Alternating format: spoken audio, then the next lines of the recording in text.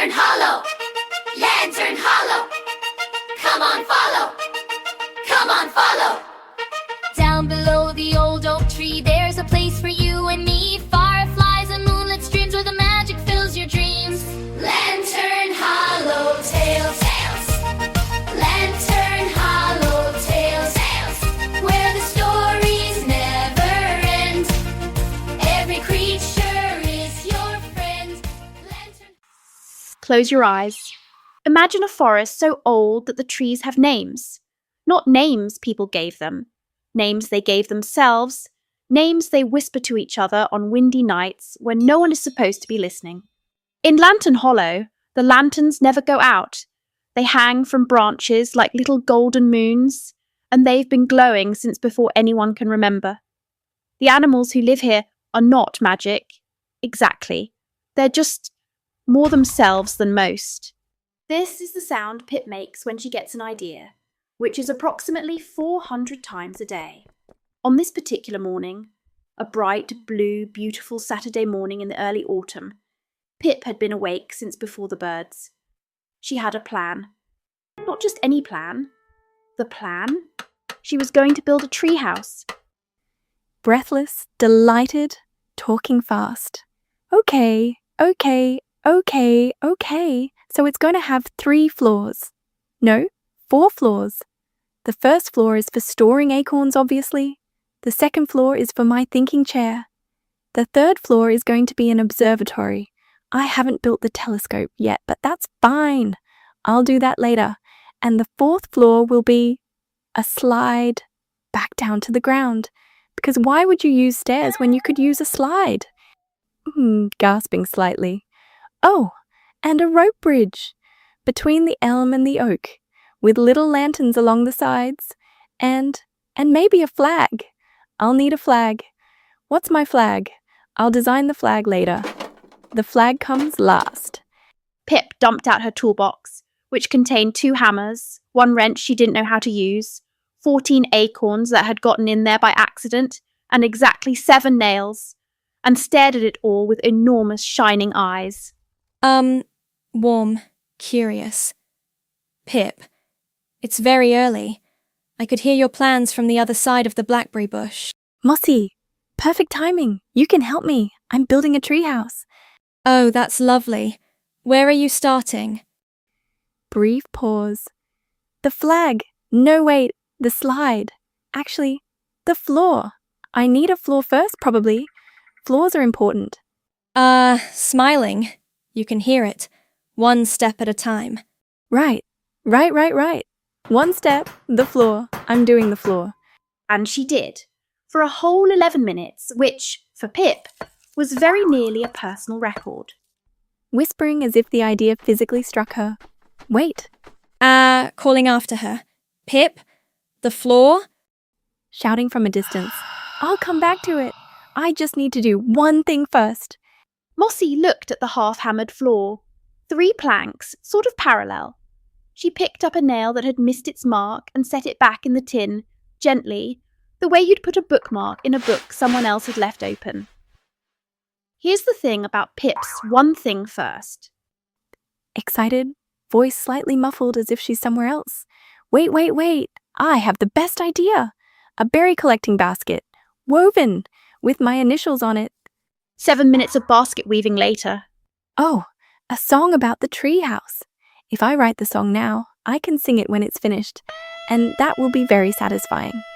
4 minutes of songwriting later, which produced 1 verse and the strong suspicion that treehouse does not rhyme with anything useful.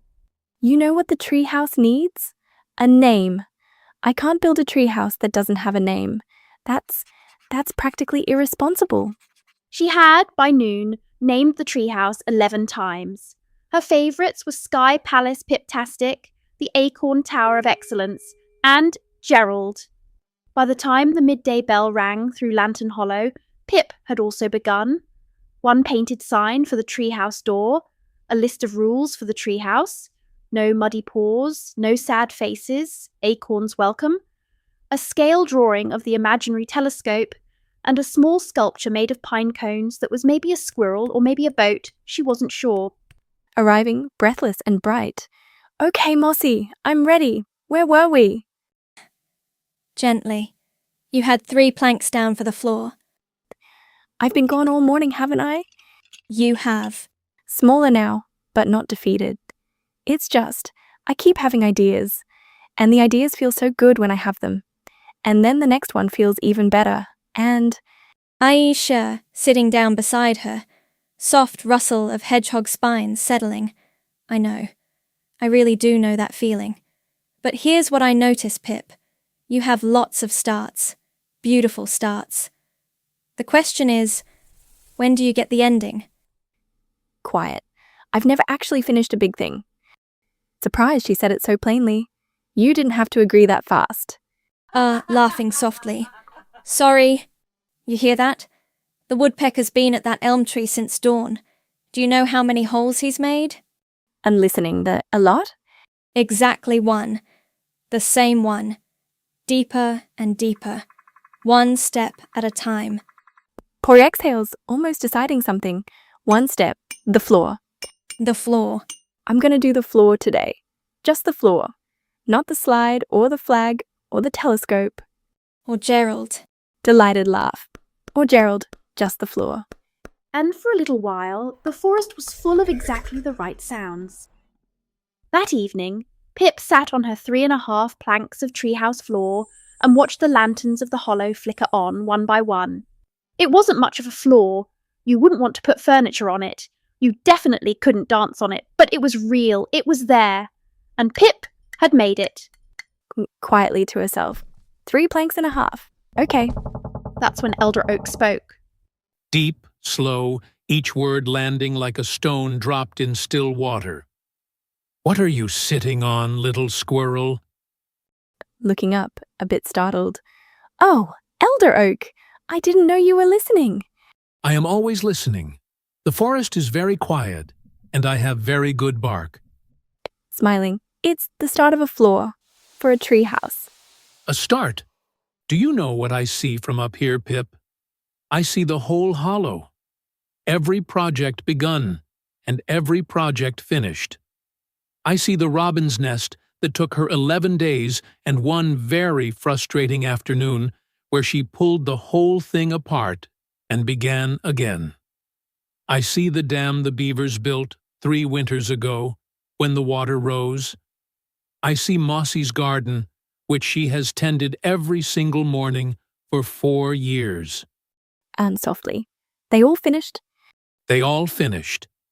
And here is what I know to be true, little one. The hollow remembers those who finish what they start.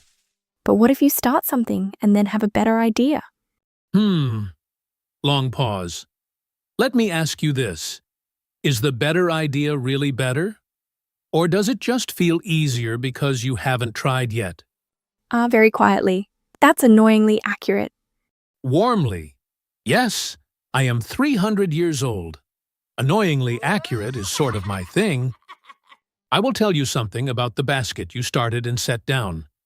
And the song. And the 11 names. They are not wasted, Pip. They are waiting. Ideas don't spoil like berries. They sit in the mind, patient as seeds. But the treehouse only exists if you build it. No one else will build it for you. And no idea, however wonderful, is the same as a thing you've actually made with your own 2 paws. The hollow remembers those who finish what they start. Sitting up straighter, you can hear the shift. I'm going to finish it. I know. I mean it this time. I know that too.